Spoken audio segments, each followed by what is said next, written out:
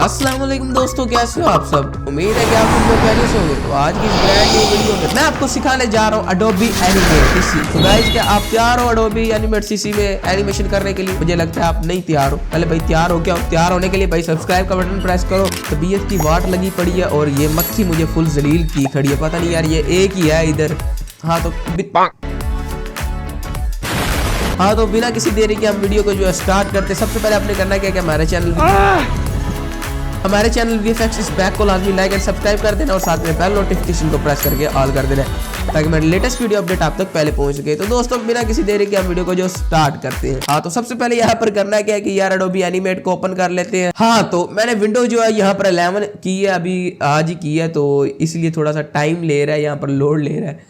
तो यहाँ पर सिंपल मैं फाइल पे चलता हूँ, न्यू पे चलता हूँ और हमारा जो इंटरफेस है वो कुछ इस तरह का है। हाँ तो सबसे पहला काम यहाँ पर क्या है कि भाई रेजोल्यूशन वगैरह ये चीज़ें आपको ऑलरेडी मैंने बता दी है और बहुत ज़्यादा टूल्स का आपको बता दिया है।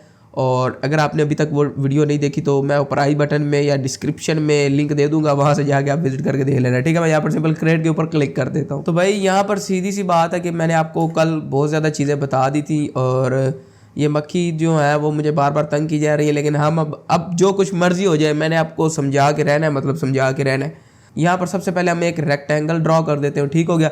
अब मैंने यहाँ पर आपको ऑलरेडी इस टूल का बताया हुआ है कि सब सिलेक्शन टूल से क्या होता है। जैसे इसको क्लिक करेंगे तो इसके ये जो हम मतलब कॉर्नर्स वगैरह है ना, इनको हम एडिट कर पा रहे हैं। देखो हम कहीं पर भी लेके जा रहे हैं। ठीक हो गया। अब ये चीज़ें मैंने आपको ऑलरेडी बता दी हैं। अब सिलेक्शन टूल में इसको हम सेलेक्ट कर सकते हैं। और हाँ, मैंने आपको वो ये भी बताया था कि यहाँ पर एक्सपैंड टू फिल और क्रिएट ऑब्जेक्ट, इन दोनों का मैंने बताया था आपको। ठीक हो गया। अब यहाँ पर हम बढ़ते हैं। हम सबसे पहले तो मैं इस क्यूब को डिलीट कर दूँ क्योंकि इसका कोई काम नहीं, और रेक्टेंगल एक और ड्रॉ करता हूँ। तो अब मैं आपको ये समझाने जा रहा हूँ फ्री ट्रांसफॉर्म टूल, जिसकी शॉर्टकट की क्यूब ही है। तो आप क्यूब प्रेस कर लो तो भाई ये आ जाएगा। इसके ऊपर जैसे क्लिक करोगे तो भाई ये देखो आप इसको स्केल भी कर पा रहे हो। यहाँ पर अगर शिफ्ट प्रेस करके करूँ तो वो सेंटर से स्केल अप हो रहा है और स्केल डाउन हो रहा है। ठीक हो गया। कंट्रोल से करूँ तो वो सिर्फ एक एज को जो है मतलब वो कर रहा है स्केल डाउन, और मतलब उसकी स्केल डाउन सिर्फ एक एज का कर रहा है यहाँ पर। हाँ तो बस यही बेसिकली समझाना चाहता था। तो यहाँ पर कंट्रोल Z करते हैं और अब यहाँ पर आपको ट्रांसफॉर्म टूल का बता दिया। हाँ, इससे आप एक और चीज़ बता चलूँ कि आप इसको रोटेट भी कर सकते हो। ठीक हो गया, समझ आ गई। हाँ तो अब इसको हम सिंपली डिलीट कर देते हैं और यहाँ पर हमारे पास नेक्स्ट टूल जो है वो लेसो टूल, पॉलीगॉन टूल और magic wand, basic same as it is जैसे फोटोशॉप में होते हैं। फॉर एग्जांपल यहाँ पर एक क्यूब ड्रॉ किया और इससे सिर्फ मुझे ये चीज़ चाहिए। तो भाई ये देखो बस ये चीज़ सेलेक्ट हो जाएगी। शिफ्ट प्रेस करके ये करोगे तो ये साइड भी, मतलब ये देखो दोनों साइडें जो है वो शिफ्ट प्रेस करके मैंने सेलेक्ट की तो वो दोनों होगी। ठीक हो गया। अब यहाँ पर आपको एक और चीज़ बताता चलूँ कि यहाँ पर हमारे पास एक क्या कहते हैं कि भाई ब्रश टूल भी है, ये वाला क्लासिक ब्रश टूल। ठीक है। यहाँ पर और इसकी प्रॉपर्टीज़ में जाकर हम इसका साइज़ बढ़ा सकते हैं कुछ इस तरह। हाँ तो ब्रश टूल का बस अभी के लिए यही काम है। ठीक हो गया। और इरेजर टूल, हाँ बिल्कुल, ये देखो ये ऑब्जेक्ट तक को रिमूव कर देता है। जो भी हमने कोई रेक्टेंगल ड्रा किया होगा ना, ये देख लो, ये हमारे आर्ट बोर्ड को भी यहाँ से जो रिमूव कर रहा है, लेकिन भाई होगा सिर्फ यही हमारा आर्ट बोर्ड। ठीक है। और अब ये देखो क्यों क्या बन गया रेक्टेंगल का, इसको भी डिलीट कर देता हूँ भाई, इसका कोई काम नहीं है, कोड ड्रा कर लेते हैं। हाँ तो अब बारी आती है हमारी एनिमेशन की। बेसिकली एनिमेशन बहुत ज़्यादा इंपॉर्टेंट है। इस चीज़ में मैं आपको एक और चीज़ बताता चलूँ। लेयर का नाम यहाँ पर सबसे पहले चेंज कर लेता हूँ डबल क्लिक करके, जैसे आफ्टर इफेक्ट में होता है, और मैं इसका नाम रख देता हूँ एक रेक्टेंगल है। हमने एक रेक्टेंगल ड्रॉ किया। ठीक हो गया। अब ये नीचे जो है ये टाइम लाइन है। ठीक है, फ्रेम पर सेकंड, एक सेकंड में कितने फ्रेम होंगे 30। हमने वहाँ पर वो कल ट्यूटोरियल में जो है हमने डिफाइन भी किया था। ठीक हो गया। अब यहाँ पर अब आप टाइम लाइन को आगे मूव करेंगे तो वो नहीं होगी। अगर मैं 10 पर क्लिक करता हूँ और यहाँ पर राइट क्लिक करता हूँ और इंसर्ट फ्रेम के ऊपर क्लिक कर देता हूँ तो भाई ये देखो एक फ्रेम यहाँ तक इंसर्ट हो गया है। अब मैं यहाँ पर एंड वाले फ्रेम पर जाता हूँ और यहाँ पर जाकर मैं सिंपली इसको मूव कर देता हूँ। तो अब भाई देखना यहाँ पर तो जो है मतलब ये पहले 9 फ्रेम में तो जो है भाई वो यहीं पे रहेगा, अचानक से मूव होगा, अचानक से, कोई एनिमेशन नहीं। मतलब ये बेसिकली एनिमेशन नहीं, मैं इसको कहूँगा ये जस्ट पोजीशन चेंज हुई है और इसके अंदर कोई मोशन नहीं ऐड।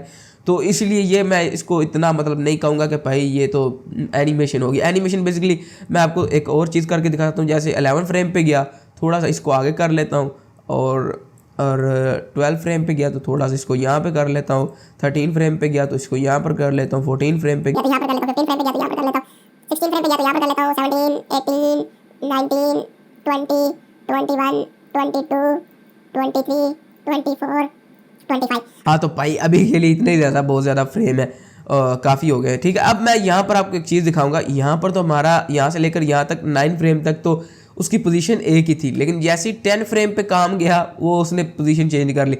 अब 10 फ्रेम और 11 फ्रेम का डिफरेंस चेक करना है, इसके अंदर कोई मोशन नहीं होगा। ये देखो बस पोजीशन चेंज कर रहा है। वो इमेजेस की कम्बिनेशन को हम वीडियोस बेसिकली कहेंगे, क्योंकि एक एक फ्रेम में बेसिकली ये समझ ले कि एक इमेज होती है। ठीक हो गया। अब ये देखें, अगर एक सेकंड में 60 इमेजेस होंगी तो वो ज़्यादा स्मूथ लगेंगी, उसमें थोड़ा मोशन ब्लर भी ऐड होगा।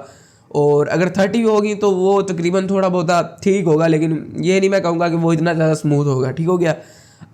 उसके बाद यहाँ पर अगर देखो तो अब यहाँ पर देखना, ये भाई हमारी एनिमेशन हुई है ये भाई हमारी एनिमेशन हुई है। आपने सब्सक्राइब नहीं किया तो सब्सक्राइब कर दो, ये हमारी एनिमेशन हो गई है। ठीक है, अब ये सिंपल इसको एनिमेशन बोल लूँगा, क्योंकि भाई जस्ट यहाँ पर हमने पोजीशन के की फ्रेम ऐड किए है। हाँ, ये कह सकते हैं कि पोजीशन के जस्ट जो है वो की फ्रेम ऐड किए है। ठीक हो गया। अब यहाँ पर मैं सिंपली अब इन सब को आपने डिलीट करना है फ्रेम्स को, तो वो कैसे करेंगे, इसके ऊपर क्लिक करेंगे और यहाँ पर क्लिक करेंगे, मतलब शिफ्ट प्रेस करके यहाँ तक जहाँ तक आपने अपने की फ्रेम वगैरह जो डिलीट करने हैं वहाँ पर प्रेस करेंगे। फॉर एग्जांपल ये देखें, ये वाला सेलेक्ट किया। अब मैं चाहता हूँ कि यहाँ तक जो की फ्रेम है ना, ये वाले ये सारे जो है डिलीट हो जाए। मैं शिफ्ट प्रेस करूँगा और क्लिक करूँगा तो ये सारे सेलेक्ट हो जाएंगे। हमने सिंपल राइट क्लिक करना है और रिमूव फ्रेम्स के ऊपर क्लिक कर देना है। जैसे ही करेंगे तो भाई ये देखो, अब एनिमेशन प्ले करके देख लो तो वो जो की फ्रेम्स हमारे वो रिमूव हो चुके हैं। ठीक हो गया।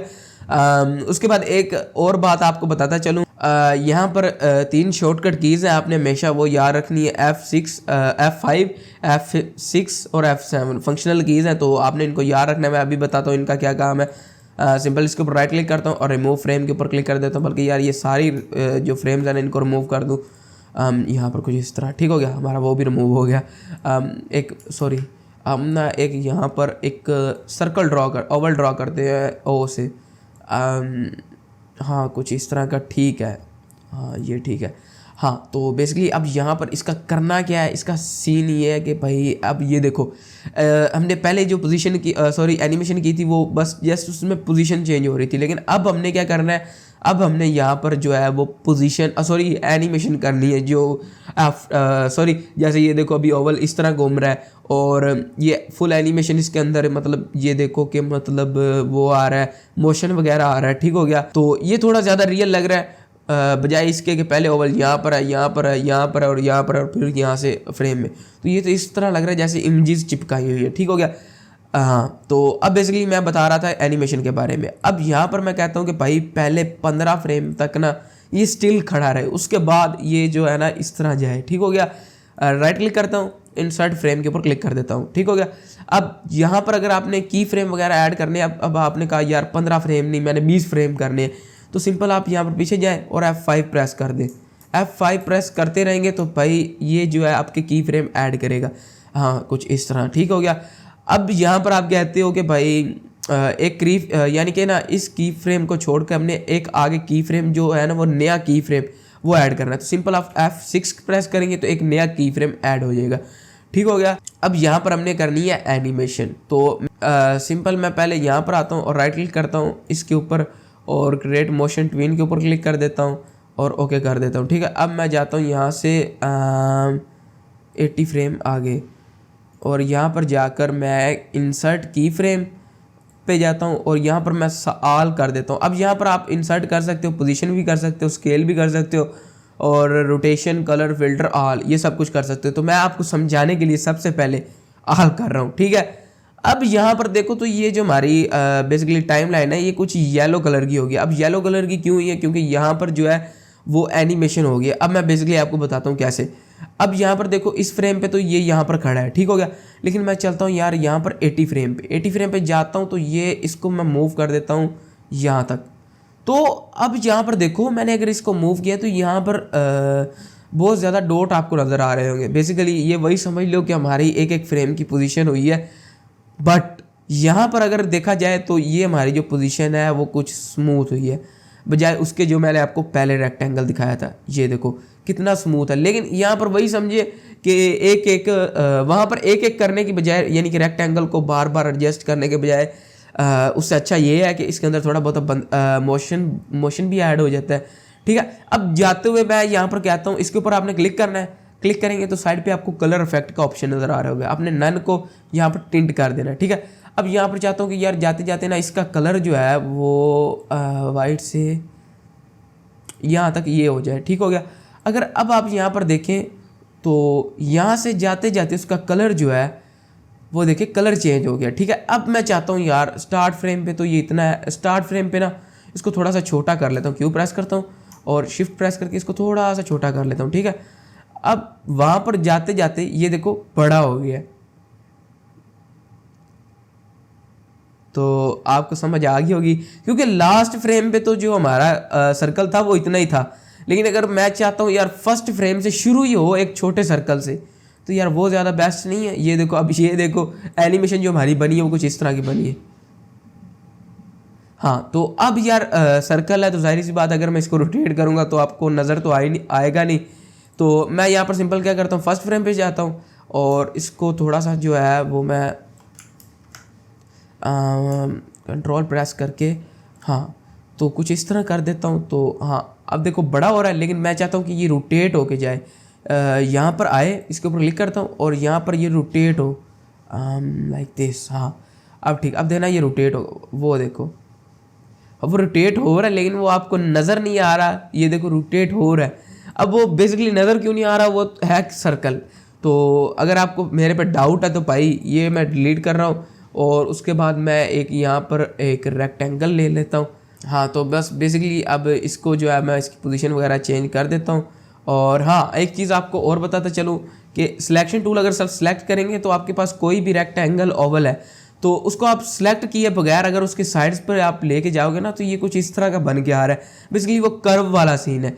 इसको जैसे ही प्रेस करके ड्रैग करोगे ना तो ये देखो ये बेसिकली उस क्यूब को लंबा कर रहा है कर्व साइड में थोड़ा सा।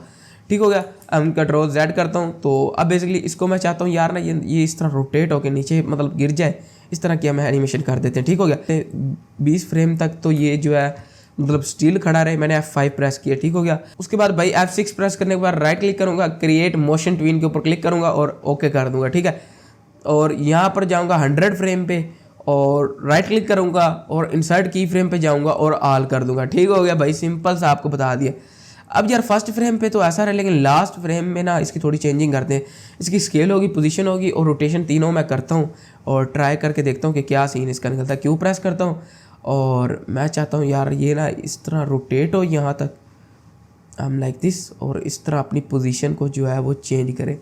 हाँ, तो अब यहाँ पर मैं आपको करके दिखाता हूँ। हाँ, लाइक दिस। तो भाई ऐसा लग रहा है जैसे वो ड्रॉप हो रहा है। ठीक हो गया। तो समझ तो आप गए ही होगे।